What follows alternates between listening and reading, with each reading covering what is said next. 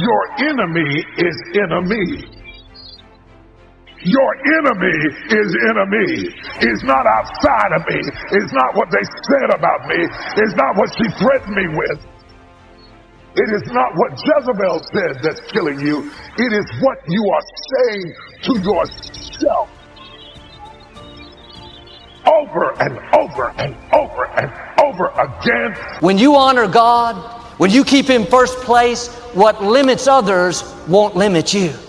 Now you have to give God something to work with. You can't go around with a defeated mindset.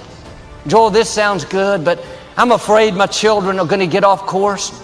This sickness runs in my family. I'm afraid I'm going to get it. The scripture says, what you fear is going to come upon you. Quit living out of fear and start living out of faith. Father, thank you that my health is invisible to the enemy, that I will run and not be weary, that with long life you will satisfy me. Faith and fear have something in common. They both ask us to believe something that we can't see. Whichever one you get in agreement with is the one that's going to come to pass. What you doing here? Don't you have practice? Not anymore, I quit. So you didn't make the dress list. There are greater tragedies in the world. I wanted to run out of that tunnel for my dad. To prove to everyone that I worked... what? That I was somebody. Oh, you are so full of crap. In this lifetime, you don't have to prove nothing to nobody except yourself. And after what you've gone through, if you haven't done that by now, it ain't gonna never happen. Hell, I've seen too many games in this stadium. But you said you never saw a game. I've never seen a game from the stands. Player? I rode the bench for 2 years. Thought I wasn't being played because of my color. I got filled up with a lot of attitude. So I quit. Still not a week goes by, I don't regret it. And I guarantee a week won't go by in your life you won't regret walking out, letting them get the best of you. When you push so hard, something's about to give. And I started to give. My mind started to break down. I started feeling my legs starting to hurt. I started feeling dehydrated. Started feeling sorry for myself. Started looking around. No one knows I'm fucking out here running. Why don't you go ahead and just stop? Call your girl, have her pick you up.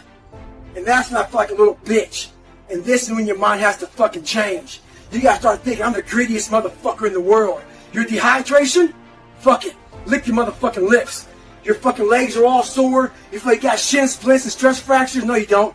You got sore fucking legs. Get out of your head and stay hard. Take yourself out your comfort zone.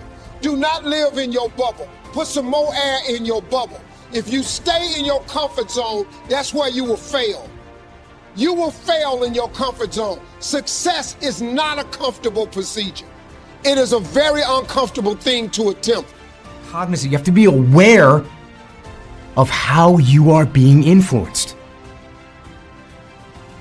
Because in this day and age, right now, if you aren't careful, you can slide down the path to weakness, the path to fragility, and the path to a lack of control as to what is happening in our lives, in your life.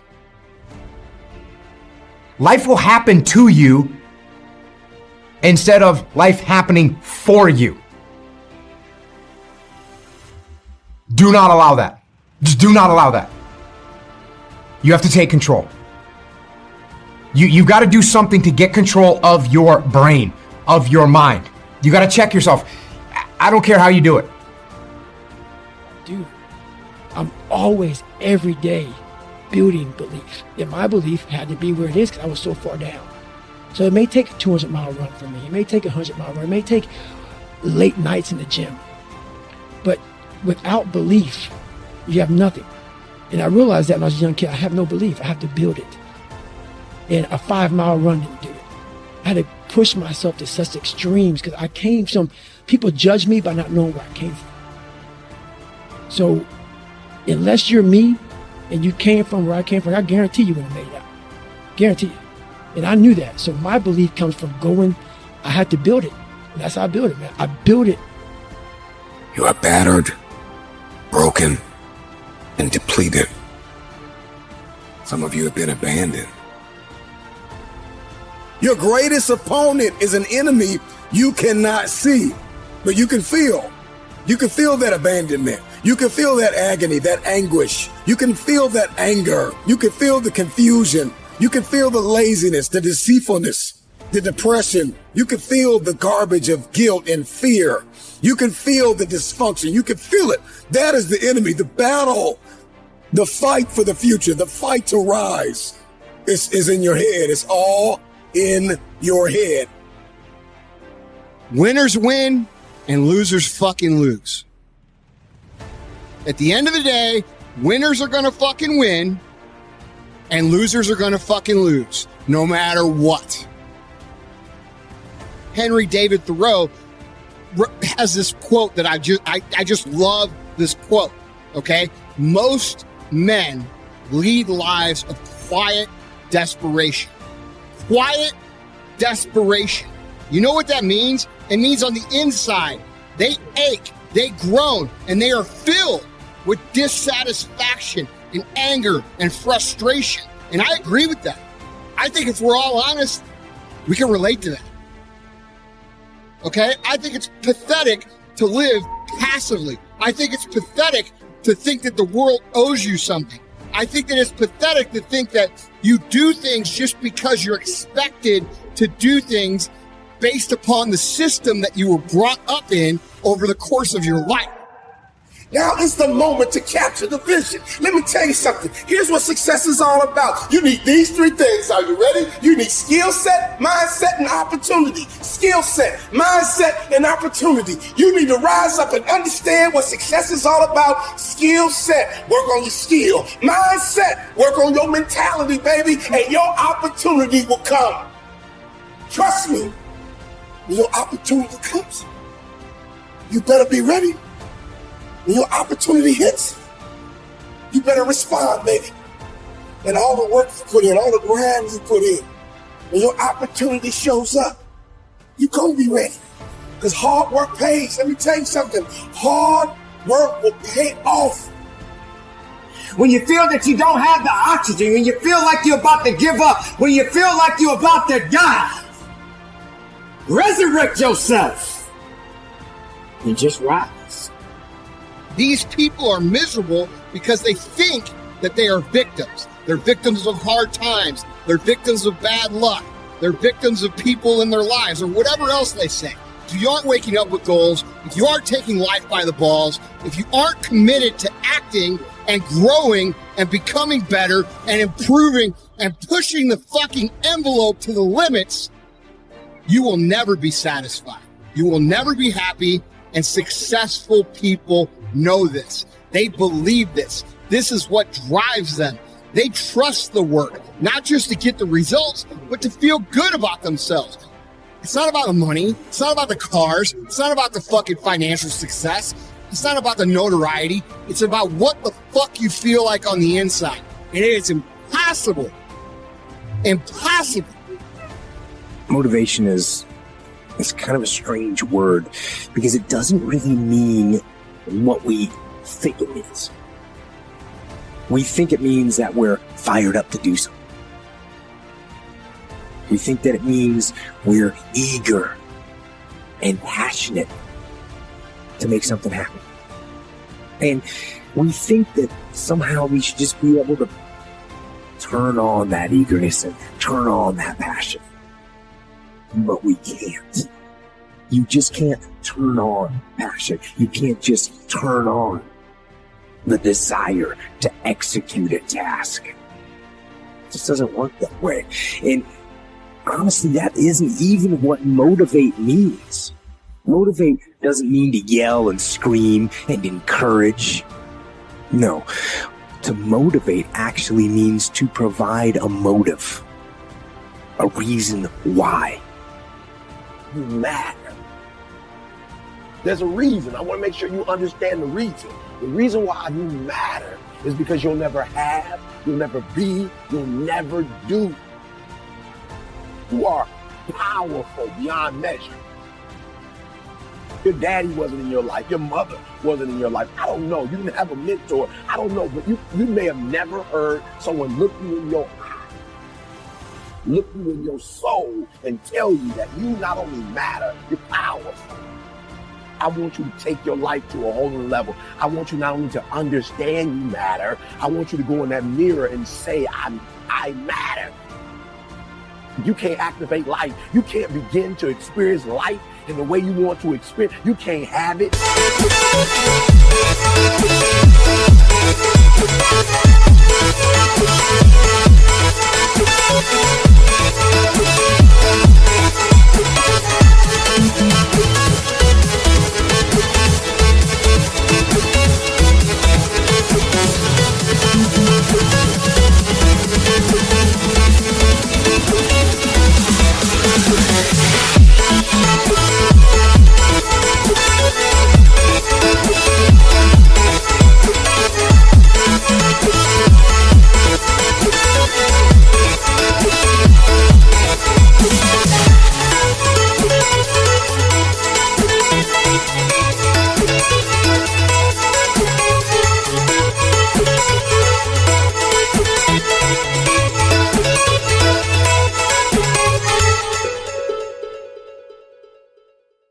You can't be it. You can't do it until you activate it. So to motivate someone is to explain to them why they're doing what they're doing, how it will help them, where it'll take them, why they should continue to work and to struggle and to fight. And when you need motivation yourself, don't look for someone to scream and yell. Don't look for someone else to give you motivation. Look at yourself.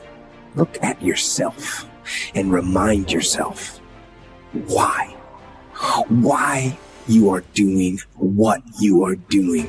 Remind yourself that this struggle, this temporary pain, this fight that you're in, this is what will make you stronger.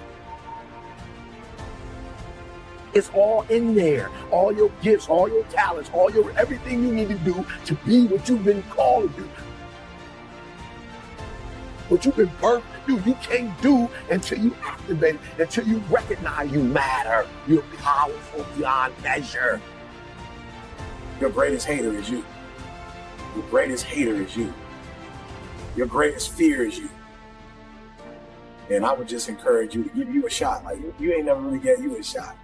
You know, like, you've never given you a full year.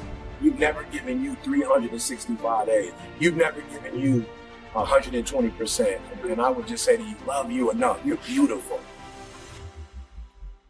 But it's not a day to be lazy. Put your lazy aside. Don't wait for someone to hand you something. Don't put it aside and say, well, I'll do it tomorrow. Well, I'm not going to do it right now. Tomorrow, I can take care of it tomorrow. Oh, tomorrow is good. I can do it tomorrow. No, you could do it now. Not tomorrow. Leave tomorrow alone. And stop letting lazy dictate your life. I don't agree with lazy. I preach it every day. If you want something out of life, you got to go after it. If you truly believe in yourself, then continue to believe in yourself. Have more faith in yourself and put lazy aside. Here's a word that I'm going to drop on y'all. Understand this. Your attitude will compromise the altitude of your career. God didn't bring you on this earth for you to be average, basic, regular, normal. You're like a robot. What is everybody thinking? That's what I'm going to think. What is everybody wearing? That's what I'm going to wear. What is everybody driving? That's what I'm going to drive. What does everybody want to do when they grow up? That's what I'm going to do when I grow up. You're like a robot.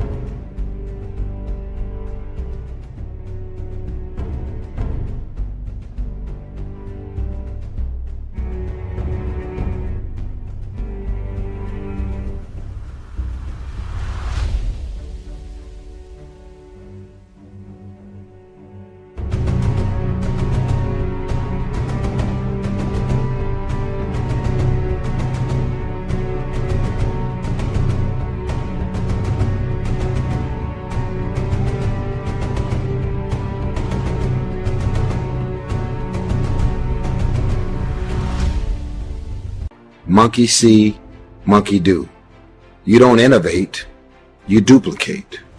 You're a replica. I might as well put you in an assembly line and let you be a carbon copy of everything and everybody that's out there. You have not recognized your individuality. You have not recognized that you're your own man with your own thoughts, your own gifts and talents, and more importantly, intentions.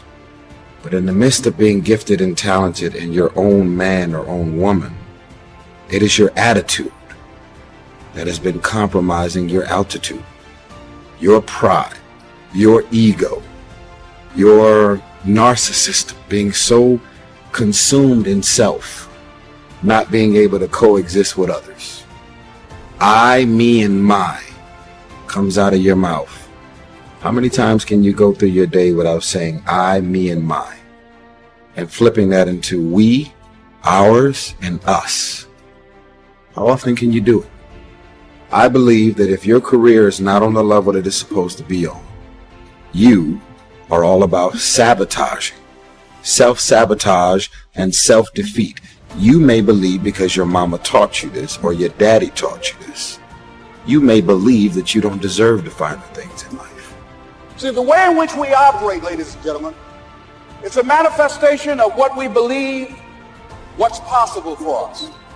Whatever you've done up to this point, all that it really is a duplication, it's a reproduction of what you believe subconsciously that you deserve and what's possible for your life.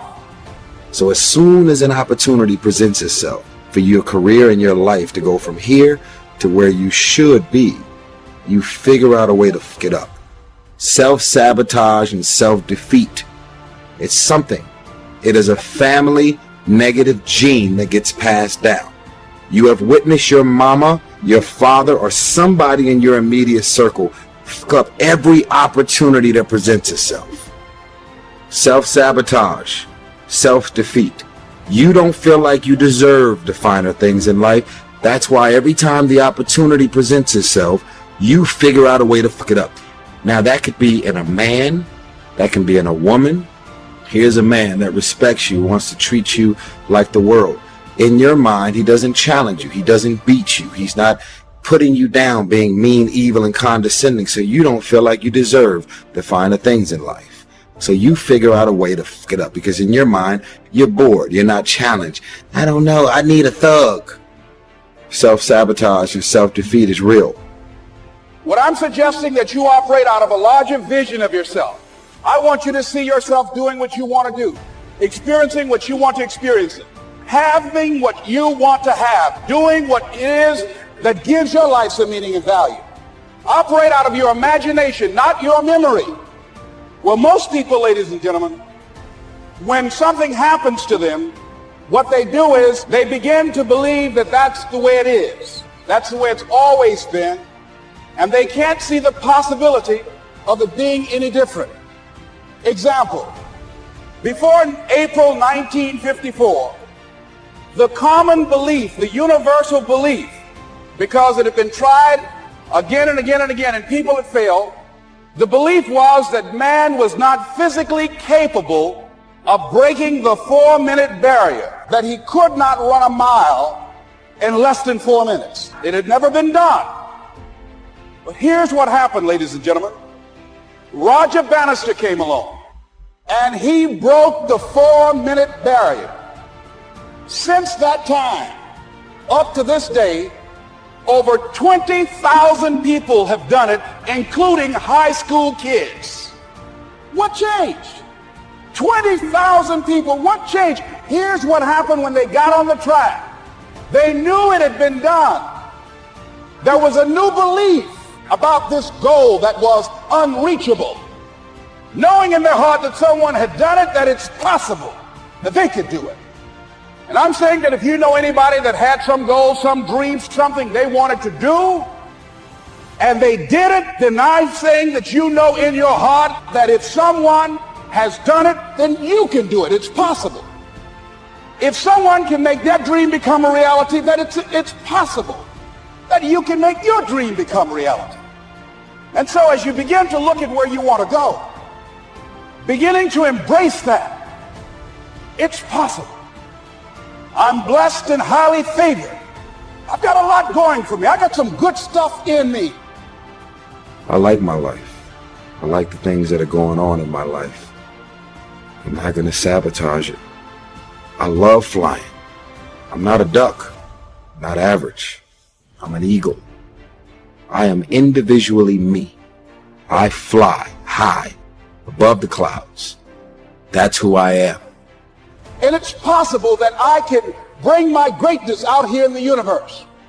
I can write my own book. I can have my own business. I can take the trip and travel around the world. It's possible. I can bounce back from adversity and reinvent my life. It's possible. Regardless of where I am, the things can get better for me. Do you want to fly, or do you want to remain average? Being attractive and fly and swagged out is not going to get you everywhere in life. It can only get you so far. You have to be a thinking man and a thinking woman. Your attitude will continue to compromise the altitude of your life and your career. I'm thinking about two men who are fairly successful, similar background, educated. They worked for a corporation for many years, and they were among many people that were laid off.